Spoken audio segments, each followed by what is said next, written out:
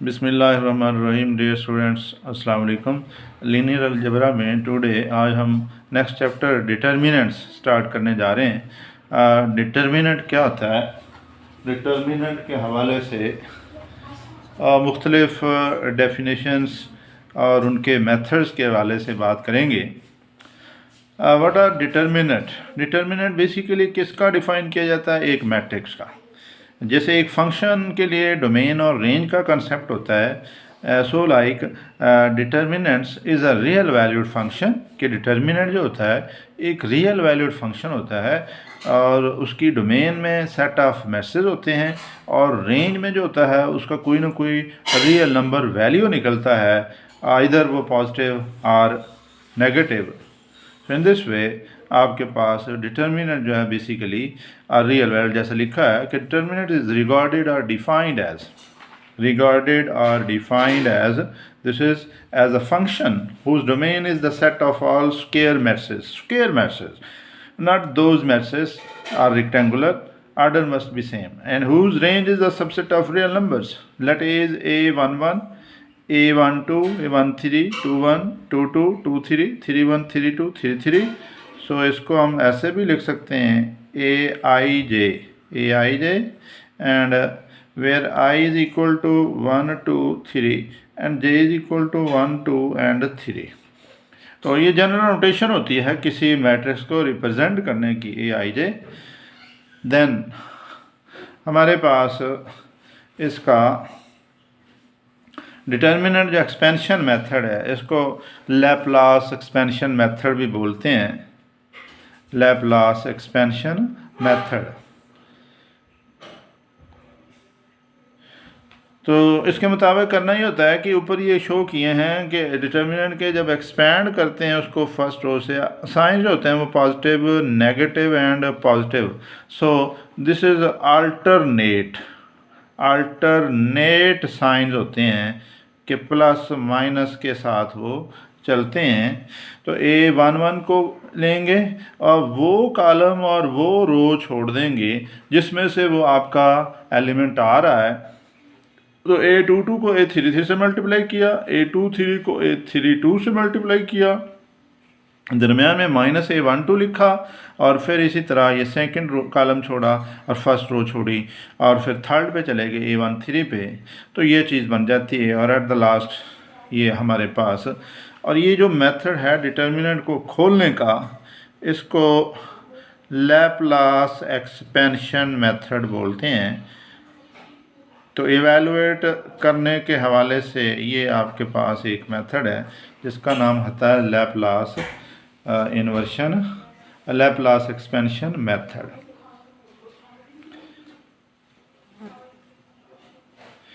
Next हमारे पास कुछ properties होती हैं डिटर्मिनेंट्स की जिनको जानना ज़रूरी है। If any two rows and two columns are interchange then there is a negative sign before determinant. कि अगर हम दो रोज़ या दो कॉलम को बदलेंगे तो एक नेगेटिव साइन हमको लगाना पड़ेगा before that. And if there any two rows are columns are identical same then the value of determinant equal to 0। तो फिर डिटर्मिनेंट की वैल्यू जो होती है वो इक्वल टू 0 हो जाएगी। In if all the elements of a row, किसी रो के सारे के सारे कॉलम के या रो के जो एलिमेंट्स होते हैं वो एंट्री 0 हो जाते हैं, then the again value of determinant becomes 0। तो फिर ये आपके पास वैल्यूज़ की जो है अगेन 0 हो जाती है। सो इन दिस वे ये भी हो गया हमारे पास। चौथी प्रॉपर्टी ये स्टेटमेंट है कि if the given matrix is triangular form में मैट्रिक्स है। और ट्राइंगुलर फॉर्म में दोनों टाइप्स आ जाती हैं, ये आप पढ़ चुके हैं। एक होता है अपर ट्राइंगुलर, एक होता है लोअर ट्राइंगुलर। यानी मेन डायगोनल से नीचे वाले एलिमेंट सारे 0 हों तो अपर है और अगर अबव है तो फिर आपके पास, और दोनों कंडीशन स्टेटमेंट्स को मिलाते हैं तो ट्राइंगुलर फॉर्म बनती है। और ट्राइंगुलर फॉर्म वाला जो डिटर्मिनेंट होता है उसमें हम जस्ट क्या काम करते हैं, उसमें सिंपल डायगोनल एलिमेंट जो होते हैं उनको आपस में मल्टीप्लाई कर लेते हैं और वैल्यू ऑफ डिटर्मिनेंट जो है वो इक्वल टू 0 हो जाती है।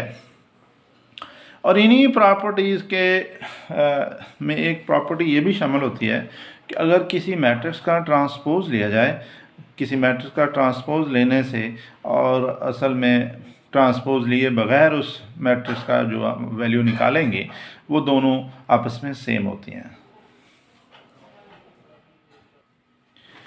So for any square matrix A of order n, determinant of A transpose is always equal to determinant of A, and for any square matrices A and B of order n by n, this is a product rule for determinant, कि इसको हम क्या कहते हैं,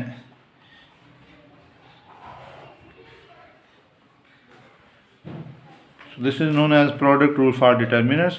Determinant of AB is equal to determinant of A with determinant B, और चूँकि ये दोनों रियल नंबर हैं, रियल नंबर को आपस में चेंज किया जा सकता है और इस वजह से डिटर्मिनेंट ऑफ बी ए के बराबर ये बन जाएगा, और इस तरह ये कम्यूटेटिव प्रॉपर्टी होती है। देन आगे आपकी बुक पे पेज 204 एंड 204 पे 207 पे जो आपने काम करना है, मुख्तलिफ डेफिनेशंस और प्रूफ थ्योरम की शक्ल में चीज़ें मौजूद हैं। सो you are advised to study from the book and prepare it. Then हम आगे स्टार्ट करते हैं एक्सरसाइज 5.1। 5.1 एक्सरसाइज जो है इसको देखते हैं। पहला क्वेश्चन है मेरे पास कि find the value of matrix और एवेलुएट करना है। मैट्रिक्स गिवन है 6 - 6 6 2 4 - 6 10 - 5 5। सो एक्सपेंडिंग बाय R1 कि हमने क्या काम कर रहे हैं, इसको फर्स्ट रो से एक्सपेंड कर रहे हैं। जब फर्स्ट रो से एक्सपेंड करेंगे तो लाइकवाइज आपने पहला एलिमेंट 6 लिया और ये देखें आपने फर्स्ट रो भी छोड़ देनी है और पहला कॉलम भी छोड़ देना है। 4 with 5 -6 with -5 then minus into -6। तो माइनस इंटू -6 चूँकि आर्डर आपके पास है प्लस माइनस एंड प्लस, तो फिर इस आर्डर के मुताबिक चलेंगे और ये 2 with 5 और ये हमारे पास बन जाएगा एंड देन लास्ट 6 वाला है। तो सारा ये मल्टीप्लाई कराने के बाद आंसर जो आपका पास निकलेगा, सो इन दिस वे 60। और 60 क्या है, so this is a real number, कि ये हमारे पास जो है एक रियल नंबर है। और यही हमने कहा था कि डिटर्मिनेंट जो होता है बेसिकली वो एक रियल वैल्यूड फंक्शन का नाम है जिसकी domain set of all square matrices होते हैं और रेंज होती है वो कोई सबसेट ऑफ रियल नंबर होता है। सो इन दिस वे आपके पास 60 आ गया इसका आंसर।